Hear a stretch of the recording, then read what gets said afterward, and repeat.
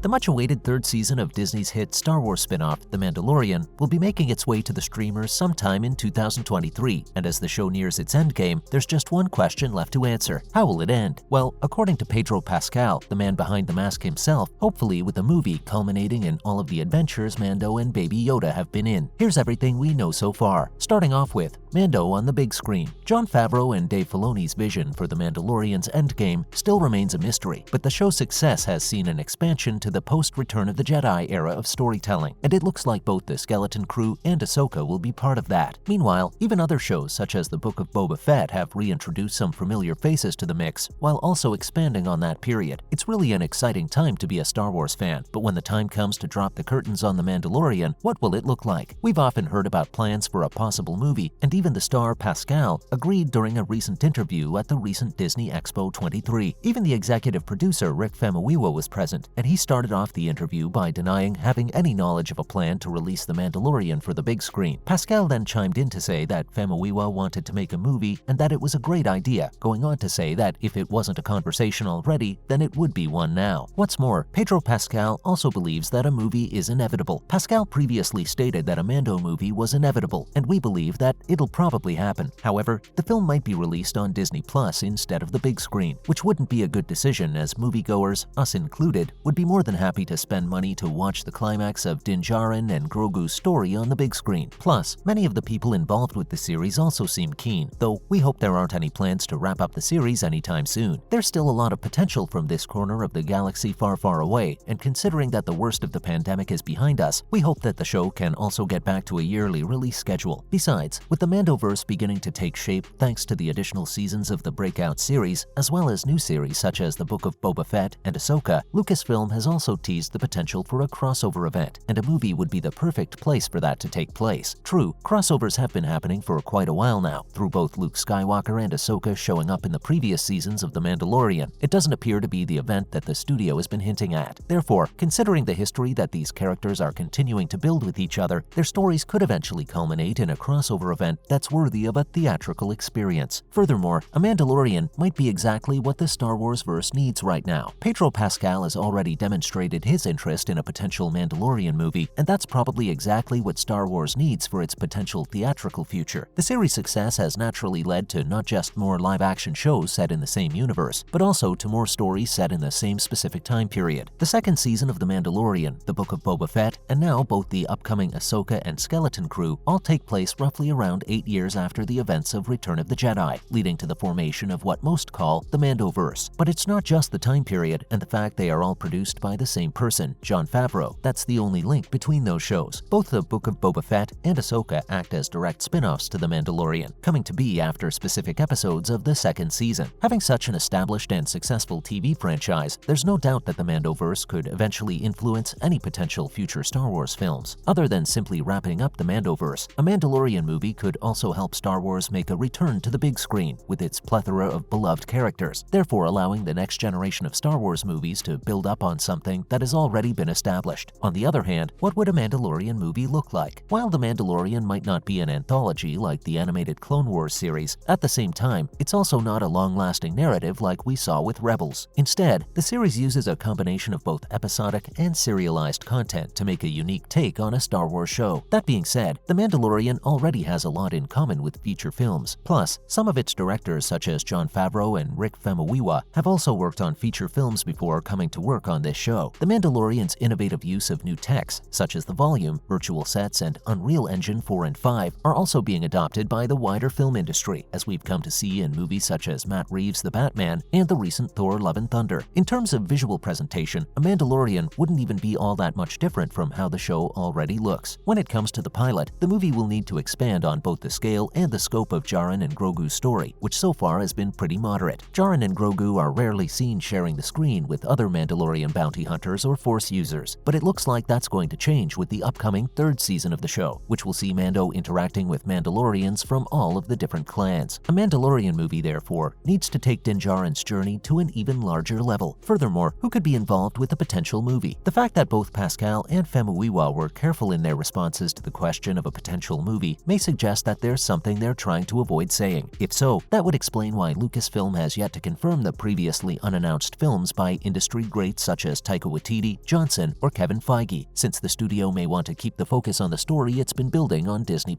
As to who would be directing the movie, fans naturally have a few candidates for the task, with one of the top choices being Bryce Dallas Howard, known for her work on Jurassic World and other Star Wars Disney+ series. Of course, Famuyiwa was another option himself, especially considering he was present alongside Pascal at D23 and wants to direct such a film, according to Pascal. Hopefully, Lucasfilm's intentions with the future of the series will become clearer after the release of the third season of The Mandalorian and Ahsoka next year. Meanwhile, in other Star Wars-related news, first up, The Mandalorian proves that Star Wars can exist without the Skywalkers. Perhaps one of the most important feats of The Mandalorian was to prove that Star Wars can finally move on from the Skywalkers. Up until the release of The Mandalorian, Lucasfilm had mostly been focusing its efforts on the Galactic Civil War period and the sequel trilogy. The Mandalorian came out almost just as we saw the release of The Rise of Skywalker, and just 2 seasons later, both Mando and Grogu are some of the most important and recognizable Star Wars characters in the history of the franchise, alongside names such as Luke, Han, and Leia. Next up, Pedro Pascal wants Nicolas Cage to be a part of the Star Wars universe. Pedro Pascal wants Nicolas Cage to join The Mandalorian next. Both actors recently starred in The Unbearable Weight of Massive Talent, a meta-movie where Cage played a different version of himself. When asked about the chances of Cage making an appearance in the Mandoverse at some point in the story, Pascal confirmed that he had already asked him about doing it, saying that he would make a great Mandalorian. However, as fun as it may be to see Cage play a Mandalorian, there might be other roles that he could be better suited for. While it would be funny to see him show up as an even crazier Mandalorian, Cage could also make for a great series villain, and hopefully it's only a matter of time before we get to see Cage's cameo in The Mandalorian. And finally, Oscar Isaac calls Pedro Pascal a slut. Hollywood's greatest bromance might be in danger. It's no secret that the two Star Wars actors are best pals outside of the view of cameras. However, it looks like some cracks are beginning to show in their highly publicized bromance. According to Isaac, while he's made it clear on multiple occasions that he'll remain devoted to their years-long friendship, he thinks Pascal doesn't share the same feelings toward him and that he hasn't always been loyal. In fact, he even went as far as calling the star a slut during a recent Q&A session. This is the biggest celebrity scandal in recent history, and we hope the two can work out their differences and make up.